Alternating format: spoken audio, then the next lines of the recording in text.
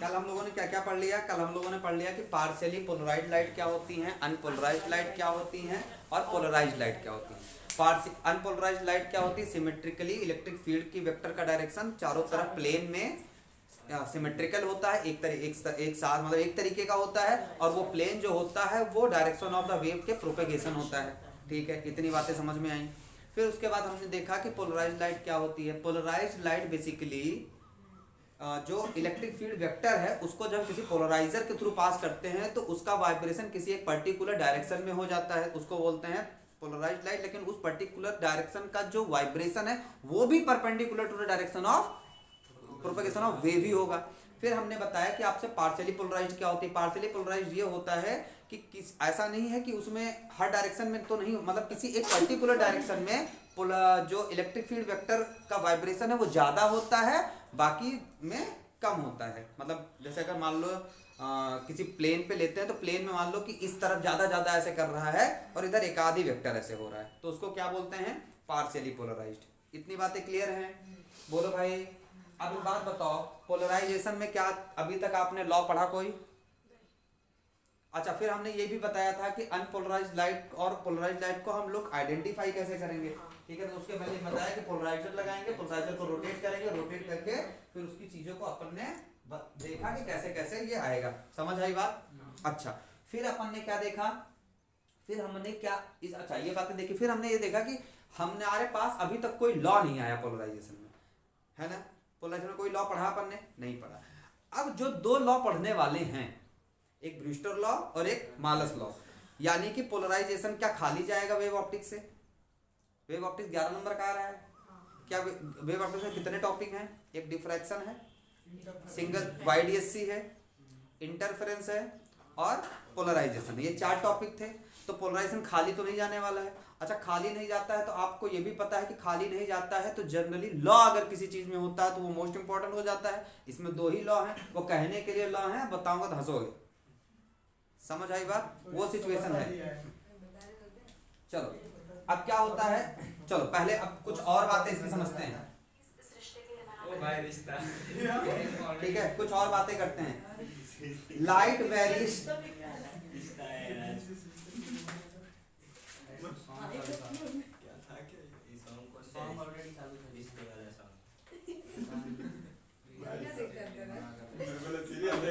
चलो ध्यान से देखो, ध्यान देना बेटा। इंटेंसिटी ऑफ पोलराइज्ड लाइट, ठीक है, when it passes through the polaroids. Polarised light when it passes, बेटा ध्यान से समझ लो, तुम्हारे फिजिक्स का आखिरी topic. Intensity of polarised light when it passes through polaroids. जब ये पोलरॉइड से पास होगा तो कितनी इंटेंसिटी होगी ये अपन को देखना है। ठीक है ना, ये हमें क्या करना है? देखना है। तो चलो देखो, अपन ने इसके बारे में पढ़ रखा है, ऐसा नहीं है। मान लो अपने पास केस 1 क्या है? केस 1 है कि कोई हमारे पास पोलराइज्ड लाइट है। पोलराइज्ड लाइट की इंटेंसिटी के बारे में बात कर रहे हैं हम लोग, अनपोलराइज्ड लाइट के बारे में बात नहीं कर रहे हैं। तो ध्यान से देखो, मान लो मेरे पास ये कोई पोलराइज्ड लाइट है। पोलराइज्ड लाइट होगा तो क्या होगा? इसका यूनिडायरेक्शनल वाइब्रेशन होगा इलेक्ट्रिक फील्ड वेक्टर का। ये मानते हो मेरी बात? अच्छा, ये मान लो मेरा पोलराइज्ड लाइट है। क्या ये सोर्स से पोलराइज निकली होगी? आंसर है नहीं। इसके आगे एक पोलराइजर लगा होगा और ऑब्वियसली इस पोलराइजर का पास एक्सिस कुछ ऐसे ही होगा, तभी ऐसे वाइब्रेशन निकले। बोलो, ये भी बात समझिए।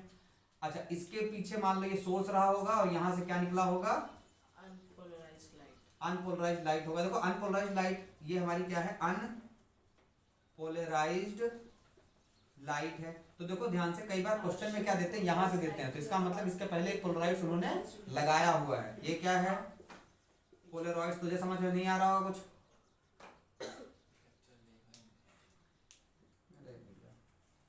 चलो, या फिर पोलराइज्ड लाइट को ऐसे भी रिप्रेजेंट, अनपोलराइज्ड लाइट को ऐसे भी रिप्रेजेंट करते हैं। सुनना ध्यान से, ये क्या है? Polarised light. अब ये क्या हो गई अनपोलराइज्ड, इसका मतलब यहाँ ऐसे वाइब्रेशन भी चल रहा है, ठीक है ना। तो ऐसे भी रिप्रेजेंट करते हैं, तो ध्यान देना कि कई बार ऐसे बना हो तो भी देख लेना। इतनी बातें समझ में। अब देखो ये पोलराइज लाइट चली और इस पोलराइज लाइट के सामने हमने क्या रख दिया, एक पोलराइज रख दिया, ठीक है ना, और उसकी पास एक्सिस वर्टिकल रखी, ठीक है ना, इसकी पास एक्सिस वर्टिकल रखी। चलो ये हो गया मेरा। अब मेरे को बताओ यहां से जो लाइट निकलेगी, ठीक है ना, ऐसे यहां से पोलेरॉइड्स, ठीक है ना, यहां से जो लाइट निकलेगी ये कैसे निकलेगी, पूरी की पूरी ऐसे वेव पास होती हुई चली जाएगी। मैं धीरे धीरे मालस लॉ की तरफ चल रहा हूं, ध्यान रखना, ठीक है ना, ये ऐसे निकल जाएगी। तो अगर मैं यहाँ पे इंटेंसिटी बोलूं कि इस लाइट की इंटेंसिटी यहाँ आई नॉट थी, तो इस लाइट की इंटेंसिटी भी आई नॉट होगी, क्योंकि पूरा का पूरा एक्सिस हमारा सेम है। तो पोलराइजर से वो क्या होंगे, हमारी जो इलेक्ट्रिक वेक्टर है वो निकल जाएंगे। क्लियर है। तो इंटेंसिटी यहाँ पे कितनी होगी, आई नॉट, या मैं बोलूं कि आई बराबर यहाँ कितना आएगा, आई नॉट। तो इंटेंसिटी क्या होगी, इंटेंसिटी सेम रहेगी, कोई दिक्कत है नहीं है। और ये क्या है, direction of propagation of wave, wave मतलब लाइट।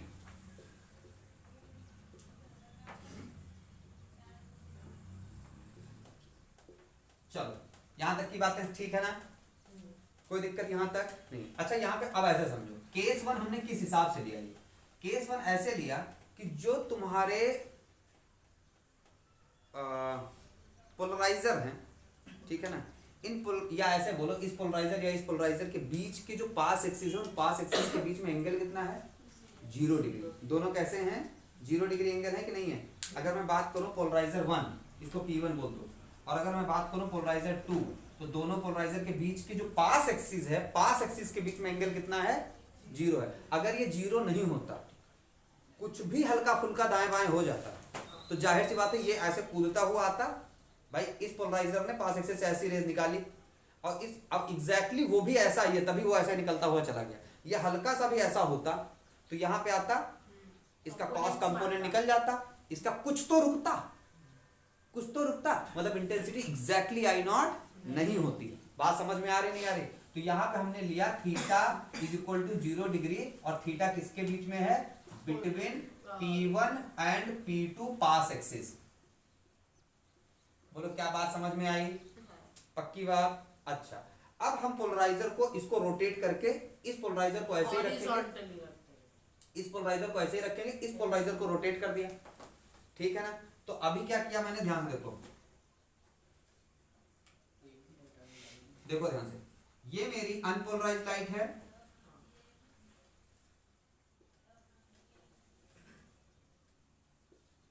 ये अनपोलराइज्ड लाइट है, नहीं ये तो पार्शियली पोलराइज्ड है। अरे ले भाई, ये अनपोलराइज्ड हो गई। यहां पे हमने एक पोलराइजर रखा, ठीक है, इस पोलराइजर की पास एक्सिस मान लो ये है, ओके। ये पोलराइजर P1 है, पास एक्सिस मैंने बता दी। यहां से ये ऐसी लाइट, यहां से पोलराइज्ड लाइट, इसको बोलते हैं प्लेन पोलराइज्ड। क्या बोलते हैं, प्लेन पोलराइज्ड भी बोलते हैं। तो कभी अगर बोले तो कंफ्यूज नहीं होता, पोलराइज्ड और प्लेन पोलराइज्ड एक ही बात है। अब यहाँ पे हम आए, दूसरा हमारे पास, हमने दूसरा पोलराइज्ड रखा। अब इसकी पास एक्सिस ऐसी नहीं रखी, इसकी पास एक्सिस हमने ऐसी रख दी, ऐसी रख दी, ठीक है ना, समझ रहे हो। तो ऐसी रखने का वैसे कैसे दिखाऊंगा मैं, ऐसे क्रॉस क्रॉस करके दिखाऊंगा ना, ये ऐसी रखी है। अब बाकी समझ लेना क्या है, ठीक है ना। इसकी पास एक्सिस ऐसी है। अब यहाँ से क्या आएगा, यहाँ से कोई लाइट नहीं है, कोई नहीं आएगा, इंटेंसिटी कितनी हो जाएगी, 0 हो जाएगी। मानते हो ये बात। तो यहाँ पे I बराबर 0 हो जाएगा, और ये क्या है, direction of propagation of wave. अब सुनना एक बात और, एक बात और सुनना ध्यान से। I बराबर, या ऐसे बोलो कि I बराबर यहाँ कितना हो जाएगा, 0 हो जाएगा। यहाँ I बराबर कितना निकला, I नॉट निकला। क्या ये बात क्लियर है। अब बेटा एक बात और ध्यान से सुनना कि ये दो केसेस तो हमें पहले से ही पता थे, शायद जानते थे ना अपन इन दोनों केसेस को। अब ये आता है कि ना, अब यहाँ पे देखो ये केस नंबर 2 हो गया, मैंने लिखा नहीं कहीं, ये केस नंबर 2 हो गया। केस नंबर 2 का मतलब क्या हुआ कि theta between P1 and P2 pass axis is 90 degree. बात समझ में। अब ये दोनों मालस, ये भी मालस ला के अंदर में आते हैं, ऐसा नहीं है, ठीक है ना। पर तीसरा केस जब आएगा कि अगर पोलराइजर 1 और पोलराइजर 2 का पास एक्सिस में के बीच में 0 और 90 नहीं, कोई भी एंगल हो, एनी एंगल, वहां पे मालस ला आ जाता है। समझ आई बात? मालस ला में ये भी आएंगे, ऐसा नहीं है, पर मतलब ये तो एक नॉर्मल तरीके से समझ ले रहे थे, पर उसके लिए मालस ला ही लगाना पड़ेगा अपने को। क्लियर बात समझ में आई? ठीक है, बोलो बात पक्की है? ये बातें नोट करो, फिर मालस ला पे चलते हैं बेटा।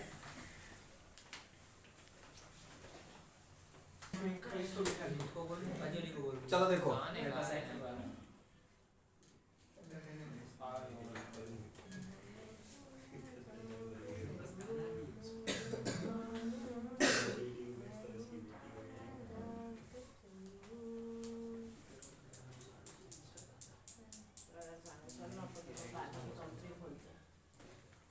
बात समझे? अगर जैसे ये होता है, मेरा नाम मान लो लेते भी हैं, तो उससे उन्हें ये समझ में नहीं आ रहा है कि नुकसान उनका होगा।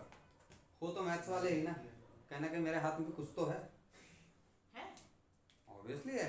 निर्मल के पापा वही बोल रहे थे कि जब टीचर्स हैं उनको मतलब वो उनके हाथ में इंटरनल मार्क्स हैं, तो मतलब इंटरनल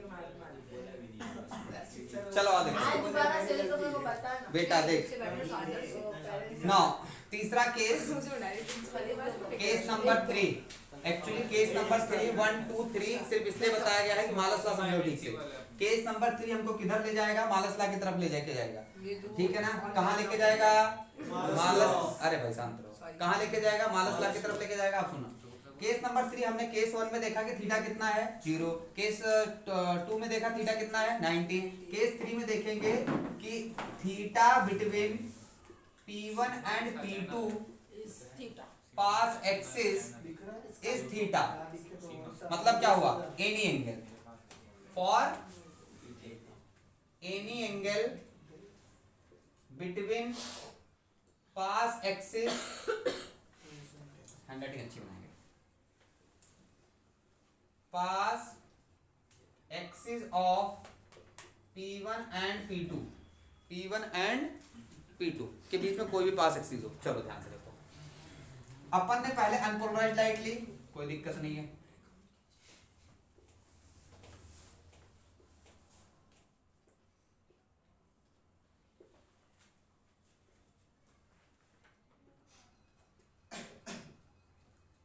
राजनीति करने का टाइम गया, अब पढ़ाई करो। अभी वो टाइम समझ आएगा? अनपोलराइज्ड लाइट, क्योंकि हमने अपना काम कर दिया। अनपोलराइज्ड लाइट, फिर एक क्या लगाया यहाँ पे? एक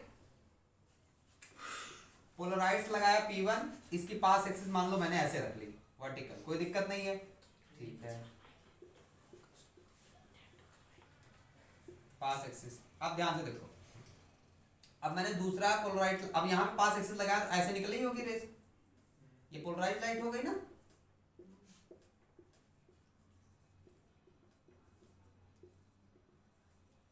और यहाँ पे दूसरा लगाया मैंने, और उसका पास एक्सिस मैंने थोड़ा सा ऐसा नहीं रखा, थोड़ा किसी एंगल पे रख दिया, ठीक है ना? चलो ऐसा रख दिया,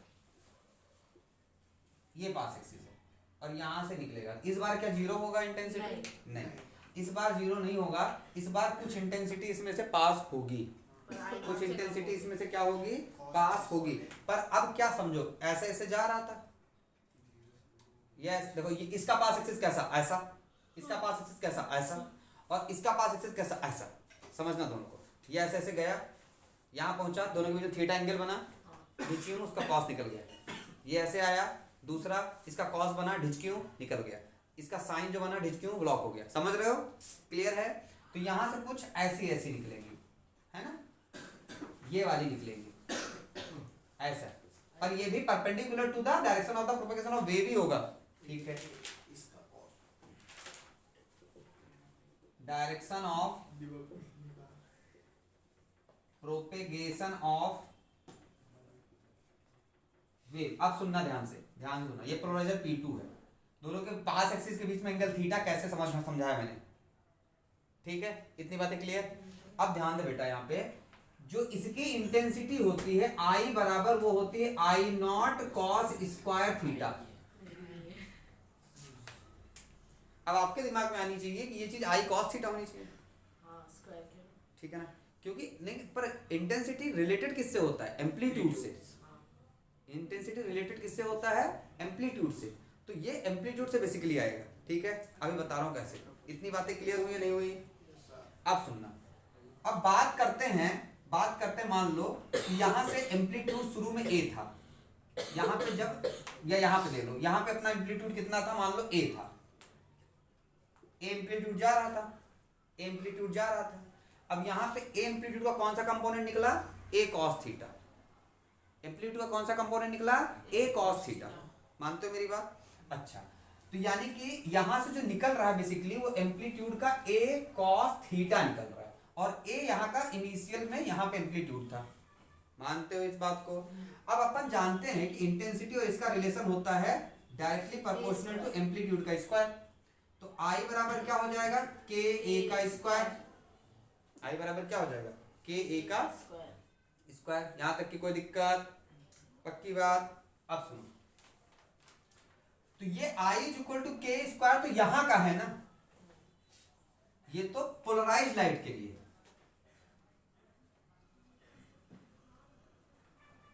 अच्छा, अब सुनना, ए की जगह पे यहां पे क्या हो गया?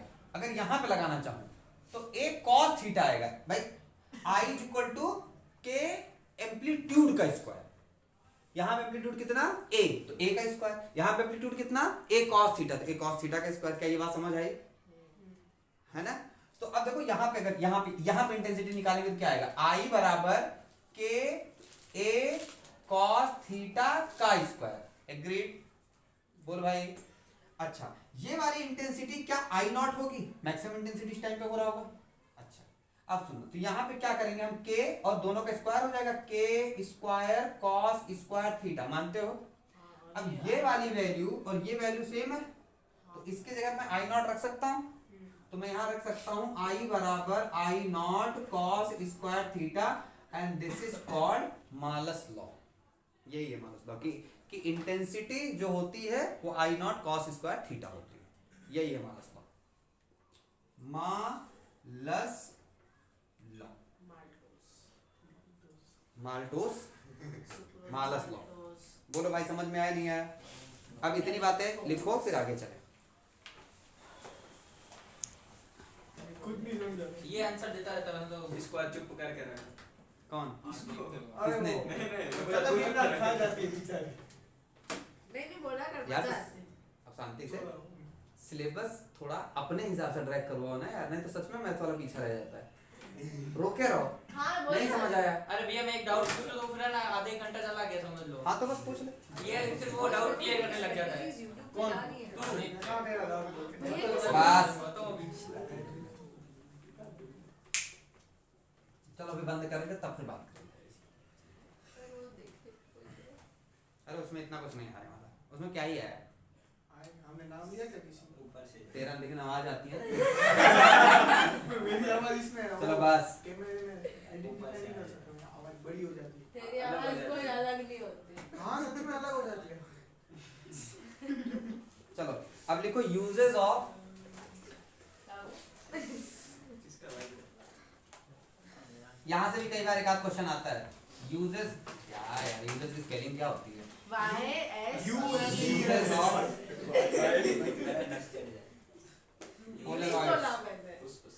यू बोलने चाह रही थी। पहला। निकल गया। फर्स्ट यूज पोलराइज का है। Using to polarise we can control the intensity of any light, ठीक है, maximum to minimum by using, ध्यान देना, बाय यूजिंग टू पोलराइड्स, या सिर्फ पोलराइड्स बोल दो तब भी चलेगा। शांत रहना, तो प्लीज रहना। We can, Shreya, we can control the Y की बात कर रहे हो। intensity of any light from maximum to minimum, ठीक है, बहुत बढ़िया। ये बात तो शायद आप जानते हो। पोलराइड घुमाएंगे और इंटेंसिटी कंट्रोल करेंगे। दूसरी बात, ठीक है, जो पोलराइड्स होते हैं वो एंटी ग्लेयर बोलते हैं ना, ग्लेयर जो आंखों पे पड़ता है चमक, एंटी ग्लेयर ग्लासेस में पोलराइड्स यूज होते हैं, ठीक है ना। कहाँ? Polaroids are used in anti glare glasses, जो चश्मे उसमें होते हैं, जैसे सूर्य ग्रहण होता है तो जो हम चश्मा लगाते हैं ना ऐसे देखने के लिए, ठीक है ना, वो चश्मा किसका होता है, ठीक है, पोलराइड्स होते हैं उसमें, सूर्य देखने किसने दिया हमें? ठीक है, समझ आएगा। या अपन किसी और, समझ आई बात, जैसे अपन वो यूज कर लेते हैं कई बार एक्सरे की फिल्म, एक्सरे की फिल्म से थ्रू देख लेते हैं, एक्चुअली एक्सरे की फिल्म में भी पोलराइड्स ही होते हैं, ठीक है ना, वो क्या होते हैं, एक डायरेक्शन में अलाइन होते हैं। तो होता क्या है कि जब किसी रिफ्लेक्टेड सरफेस से बहुत तेज रिफ्लेक्शन हो रहा होता है तो उस केस में हम लोग पोलराइड्स यूज करते हैं जिसको एंटी ग्लेयर ग्लासेस बोलते हैं, ठीक है ना। तो चमक उससे कम हो जाती है, क्यों, क्योंकि इंटेंसिटी रिड्यूस हो जाती है। वो क्या होता है, उसका पास एक्सिस थोड़ा, जब कहीं से लाइट रिफ्लेक्ट होगी, अभी ये बात हम पढ़ेंगे ब्रूस्टर लॉ में, जब कहीं से लाइट रिफ्लेक्ट होती है तो रिफ्लेक्ट जब होती है तो वो पार्शियली पोलराइज हो जाती है। कैसी हो जाती है, पार्शियली पोलराइज हो जाती है। पार्शियली पोलराइज क्या होता है, किसी और पार्शियली पोलराइज्ड में हॉरिजॉन्टल डायरेक्शन में ज्यादा पोलराइज होती है। पार्शियली का मतलब किसी एक डायरेक्शन में ज्यादा होना, तो हॉरिजॉन्टल डायरेक्शन में ज्यादा होती है, ये उसकी प्रॉपर्टी है, उसके साथ हम कोई छेड़छाड़ नहीं कर सकते, ऐसा होता है मतलब होता है। बात समझ में, जैसे यहां से लाइट आई तो देखो यहां से लाइट आई, ये भी अनपोलराइज्ड है, इससे टकराई और टकरा के जो तुम्हारे पास आ रही है, टकराने के बाद वो पार्शियली पोलराइज हो गई है, जो तुम्हारी ऐसे टकरा के तुम्हारी आंखों पे जा रही है ना, वो पार्शियली पोलराइज हो गई है। ये बात समझ में आई। अब वो पार्शियली पोलराइज होती है, पार्शियली पोलराइज दो तरीके से हो सकते हैं, पार्शियली पोलराइज वर्टिकली भी ज्यादा हो जाए या हॉरिजॉन्टली में ज्यादा हो जाए। तो जो रिफ्लेक्ट होके आ रही है वो हॉरिजॉन्टली में ज्यादा हो गई है। क्लियर, समझ में आई बातें, बोलो।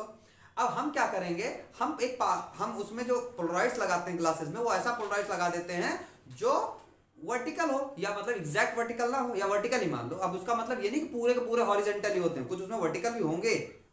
पार्शियली का मतलब क्या होता है, एग्जैक्टली नहीं होता ना सारे हॉरिजॉन्टल में हो जाए वेक्टर, कुछ उसमें वर्टिकल वाले भी होंगे। बात समझ में। तो हमने क्या किया, हमने चश्मा पहन लिया, उधर से आ रहा है हॉरिजॉन्टल वाला आ रहा है दुगलुक दुगलुक दुगलुक दुगलुक, और उसमें एक आध है जो वर्टिकल भी वो आ रहा है, अच्छा आ रहा है, हमारी आंख में चमका, हमने खट से ग्लास लगा लिया। ग्लास लगा लिया तो क्या होगा, अब वो आया हमारी ग्लास से पास हुआ तो उसके दो कंपोनेंट हो गए, क्योंकि हमारे पोलराइड्स और उसके बीच में कुछ एंगल बन जाएगा, तो हम उसके दो कंपोनेंट जो है हमारे अंदर में कॉस वाले कंपोनेंट आंखों तक पहुंचेंगे, क्या हो जाएगा, उसकी इंटेंसिटी रिड्यूस हो गई कि नहीं हो गई। तो हमारे क्या हो गया, हमारी आंखों में चमक जो लग रही थी वो कम हो गई। क्लियर है, सन ग्लासेस भी बोल सकते हो उसको, पर एंटी ग्लेयर ग्लासेस बोलते हैं। सन ग्लासेस बेसिकली सारे सन ग्लासेस में नहीं होता है। हाँ, जो वैसे ग्लासेस होते हैं ना, देखो ध्यान से, जो वेल्डिंग में चश्मा लगाते हैं ना, वेल्डिंग करते टाइम तो लगा लेते हैं वैसे, या जो कभी कभी जिनकी आंख का ऑपरेशन होता है, तो आंख का जिनका ऑपरेशन होता है, काला चश्मा लगा के कुछ दिन तक घूमते रहते हैं, तो वो भी एंटी ग्लेयर ग्लासेस ही होते हैं, उसमें भी पोलराइड्स होता है। और उसका खेल ऐसा ही है कि सामने से जो चमक वाली चीज आती है बेसिकली वो सिंगल, या ऐसे बोले तो एक सिंगल डायरेक्शन में वो पोलराइड्स होते हैं, उसके अपोजिट वाला हम पोलराइडर पहने हुए होते हैं। तो देखो ऐसे आया, हमारी आंखों में पहुंचा, हमने क्या किया, हमने यहाँ पे पोलराइड्स लगा दिया, उसके पास एक्सिस ऐसी है, ये ऐसी आई, गुज गई हूँ, ये गई हमारी आंख में, तो क्या हो गया, इंटेंसिटी इसकी कम हो जाएगा ना, कोई कंपोनेंट तो रुक गया इसका, एग्जैक्ट पूरा नहीं आया ना। तो ये काम होता है एंटी ग्लेयर ग्लासेस का। तो लाइट कमिंग आफ्टर रिफ्लेक्शन, यहाँ पे लिख भी सकते हो इसका explanation, light coming after light coming after reflection, ठीक है, from shiny object, from shiny objects, क्या होगा, इट इज पार्शियली पोलराइज्ड। अब शाइनी ऑब्जेक्ट में क्या क्या हो सकता है सुन लो, लाइक एग्जांपल के लिए वेट रोड, गीली रोड हो, ठीक है, कोई शाइनी सरफेस हो, शाइनी सरफेस हो, इन सबसे ETC कुछ भी, ठीक है ना। तो यहां से reflection from shiny object like this are partially polarised, are partially polarised. ये क्या होते हैं, पार्शियली पोलराइज होते हैं, लेकिन इनका जो पोलराइजेशन होता है वो किधर ज्यादा होता है, in the horizontal direction, partially polarised in horizontal direction. जाहिर सी बात है, चश्मा जो पहनेंगे उसका कैसा का रखेंगे, उसका ऐसा कुछ रखा, अब एकदम इसका हॉरिजॉन्टल है तो उसका वर्टिकल रख लेंगे, एग्जैक्ट वर्टिकल नहीं रखते हैं, और ये एग्जैक्ट हॉरिजॉन्टल भी नहीं होता है, ठीक है ना, समझ आएगा, नहीं तो पता पड़ेगा कुछ दिखेगा ही, इंटेंसिटी ब्लैक खत्म, तो खत्म नहीं करनी है, हॉरिजॉन्टल डायरेक्शन। ये बात समझ में आई नहीं आई? बोलो भाई, एंटी ग्लेयर ग्लासेस में पोलराइजर यूज कैसे करते हैं, क्लियर हुआ? अब देखो, अब तीसरा यूज, ये सारी बातें एसएलआर में बहुत बढ़िया बढ़िया से दी हुई हैं, आप देखोगे तो मिल जाएंगे। तीसरा होता है विंड स्क्रीन, सॉरी जो तुम्हारी कार की विंड स्क्रीन होती है और जो कार का हेडलाइट होता है, उन दोनों पे भी क्या लगा होता है? पोलराइजर लगा होता है, ठीक है ना, उससे भी कर सकते हो। दूसरा आप ये भी देख सकते हो कि जैसे बेसिकली मान लो होता क्या है, देखो ध्यान से, जैसे कार का जो आगे का विंड ग्लास है, विंड ग्लास पे लगा होगा, जब आप इसका तीसरा चौथा पॉइंट आपके एसएलआर में दिखेगा, ये चीज ग्लास वाला, ठीक है ना, जो आगे कार विंड होती है, कार विंड में वो जो ग्लास लगी होती है, सामने जो विंड ग्लास लगी होती है, हवा ना आने दे, विंड ग्लास बोलते हैं उसको, जो बड़ा सा होता है कार के आगे का शीशा, तो वो विंड ग्लास होती है, उसमें भी पोलराइजर लगे होते हैं, तो वो पोलराइजर लगे होते हैं। और साथ में जो कार की हेडलाइट होती है, उसमें जो हेडलाइट के सामने शीशा लगा हुआ है, उसमें भी पोलराइजर लगे हुए हैं। पर दोनों पोलराइजर को, क्योंकि दोनों बनाने वाले कौन है? हम हैं, ठीक है ना, तो हमने दोनों को डिजाइन किया, दोनों में पोलराइड्स लगाने वाला कौन है? हम हैं। तो हमने ऐसा पोलराइड्स लगाया उसमें कि ये पोलराइड्स और ये पोलराइड्स एक दूसरे पे 90 डिग्री रहते हैं। समझ आई बात? जैसे तुम्हारा जो पोलराइड्स है, जैसे तुम्हारा मान लो कि कार की हेडलाइट तुम्हारे पास है और विंड ग्लास मेरे पास है, तो तुम्हारे कार की हेडलाइट पे मान लो ऐसा है पोलराइड्स, तो हमारे विंड की ग्लास पे हम ऐसा लगाएंगे। हमने कहा भाई कार एक ही कंपनी बनाएगी ना, तो वो कंपनी खुद की है ना, अपने को तो पता है कि भाई देख हेडलाइट पे हम ऐसा कर रहे हैं, तो सीट पे तुम ऐसा करना, विंड स्क्रीन पे तुम ऐसा करना। तो वहां कार के हेडलाइट से पहले तो सोर्स से लाइट निकली अनपोलराइज, फिर जब वो ग्लास से आगे ग्लास होता है ना, उससे जब पास होगी तो वो कैसी हो गई? ऐसे करती हुई आएगी, क्योंकि उसको हमने क्या किया? पार्सली क्या पोलराइज कर दिया, वो ऐसे करके आएगी। और हमने विंड स्क्रीन पे कैसे लगा रखी है? ऐसी लगा रखी है, तो यहाँ पे आएगा और क्या होगा? उसकी इंटेंसिटी रिड्यूस हो जाएगी। क्या तीसरी पॉइंट समझ में आया? और वो अब दोनों की पोलराइजर के पास एक्सिस देखो, उसका पास एक्सिस ऐसा, इसका पास एक्सिस ऐसा, दोनों पास एक्सिस आपस में कैसे हो जाएंगे? परपेंडिकुलर हो जाएंगे। तो परपेंडिकुलर पर इंटेंसिटी 0 हो जानी चाहिए, पर एग्जैक्ट एक्यूरेसी नहीं होती किसी चीज की, आप समझो, एग्जैक्ट एक्यूरेसी नहीं होती। पर इसीलिए ऐसा होता तो भाई कार चलाते टाइम बिल्कुल भी चमक ही नहीं आती, पर चमक आती है ना, पर कम आती। बात समझे? या सामने से जो लाइट आ रही है पड़ती है अपने को, अगर ऐसा नहीं होता तो हाईवे पे जो रोड होती है, रोड के ऊपर जो पेड़ लगाए जाते हैं बीच में डिवाइडर पे पेड़ भी इसीलिए लगाए जाते हैं कि उधर वाली लाइट आए तो ये पेड़ रोक लें उसको, क्योंकि उनको अपने पोलराइजर्स पे, जो अपने पोलराइड्स होते हैं, पोलराइजर है, उनको पूरा भरोसा है कि पूरी तरह से भर के नहीं करेंगे, कुछ इंटेंसिटी रिड्यूस करते हैं, पूरी तरह से ब्लॉक नहीं करते हैं। बात समझ में आई? क्लियर है? तो ऐसा इस तरीके होता है। तो कहां पे यूज होता है? इन द हेडलाइट में नहीं यूज होता, हेडलाइट ग्लास में यूज होता है। In the headlight glass of car, नहीं, बाइक में भी, स्कूटर में भी, स्कूटी में भी, सब जगह यूज होता है। In the headlight glass of vehicle and wind screen of vehicle. अब यार विंड स्क्रीन ऑफ व्हीकल की बात करोगे तो व्हीकल में जाहिर सी बात है कार लोगे, स्कूटर तो उसमें तो विंड स्क्रीन होती नहीं, ठीक है। हेलमेट में होता है, यस, हेलमेट में भी होता है। हेलमेट लगा दिया तो आपने क्या कर दिया? एक तरीके से आपने विंड स्क्रीन ही लगा ली ना, समझ आएगा? तो हेलमेट में भी होगा।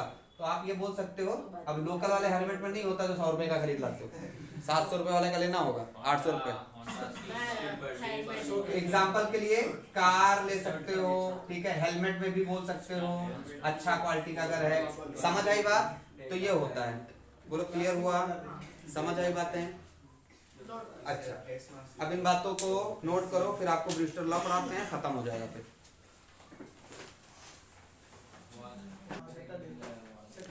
एनसीईआरटी अपनी पलट के देखो, कुछ बाकी तो नहीं कोई टॉपिक? चलो देखो ब्रिस्टल लॉ।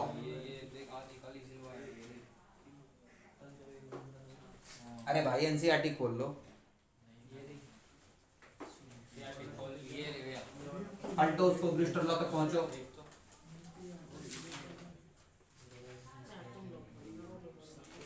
तो ऐसे ही मेरे यूनिट टेस्ट के लिए करना होगा।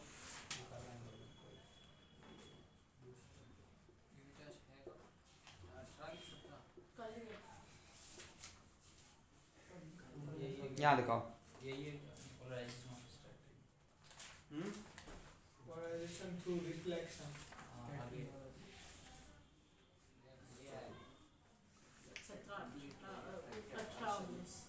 Reflected by complete. Reflected by partially.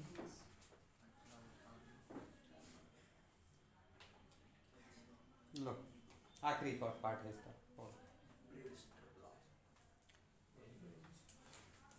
Brewster law, ठीक है ना, स्पेलिंग ठीक है, हाँ. Brewster law. अब ध्यान से देखो ब्रिस्टर लॉ है क्या, ठीक है।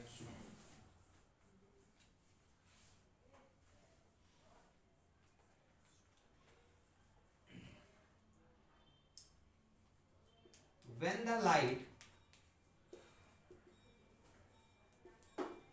the light passed through transparent material, when the light passed through transparent material, transparent material क्या हो सकता है, तुम्हारा ग्लास, वाटर, ठीक है ना, मतलब जहां से लाइट पास हो जाए पूरा पूरा, ठीक है। when the light pass through the transparent material, then the, देखो जब कहीं से भी, जैसे मान लो ये मेरी ये कोई ट्रांसपेरेंट मटेरियल है, मतलब अंदर कोई वाटर है, मान लो ये वाटर है, तो यहां से अगर लाइट आती है तो आप क्या जानते हो कि नॉर्मल के बाद क्या होगी, थोड़ी सी बेंड हो जाती है, तो रिफ्रैक्शन हो रहा होता है। क्या हुआ तुम्हें, कुछ नहीं हुआ। बता दूंगा मैं सिर्फ उससे इसलिए बोल रहा था कि उसका भी तैयार हो जाएगा साथ में यहां से। और देखो सारी की सारी लाइट अगर रिफ्रैक्ट हो गई तो तुम्हें वाटर दिखा कैसे, अगर सारी की सारी लाइट आई और पानी में से रिफ्रैक्ट हो गई तो तुम्हें पानी दिखा कैसे। पानी तभी दिखेगा जब लाइट हमारी आंखों तक आएगा, इसका मतलब कुछ लाइट रिफ्लेक्ट भी हुई होगी। बात एग्री कर रहे हो, यानी कि यहाँ से सारी की सारी लाइट रिफ्रैक्ट नहीं, कुछ लाइट रिफ्लेक्ट भी हुई होगी, इसी पे ब्रूस्टर लॉ बेस्ड है, ठीक है। इतनी बात समझ में आई, तो क्लियर है ना यहाँ तक। तो अब मैं इसकी बात कर रहा हूँ, इसकी रिफ्लेक्टेड की। तो when the light pass through transparent material, transparent material में लिख लेना, जैसे कि ग्लास हो गया, वाटर हो गया, इन्हीं दो की बातें यहाँ तक होंगी ज्यादातर, ठीक है ना। Transparent material, then the reflected, not refracted, then the reflected light is partially polarized,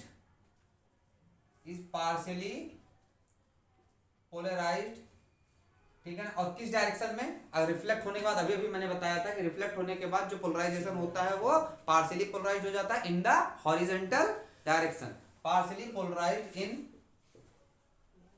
horizontal direction. इतनी बात समझ में आई, क्लियर है ये बातें।